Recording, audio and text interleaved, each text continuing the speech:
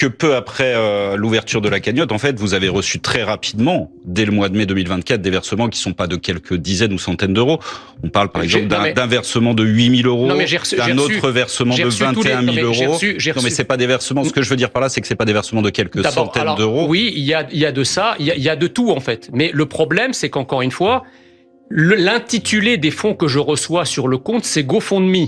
Et vous n'avez pas posé la question de savoir pourquoi, à un moment donné, 21 000 euros arrivent sur votre compte en vous disant « Ah bah c'est peut-être l'autre cagnotte ». Vous n'êtes pas dit, à un moment donné... Mais attendez, vous rigolez. Comment vous pouvez, à ce moment-là, imaginer qu'une cagnotte dont le RIB n'est pas renseigné, dont... Pourquoi vous n'avez pas dit à la plateforme « Attention, il y a une partie de cet argent que je dois percevoir qui doit aller directement à la veuve ».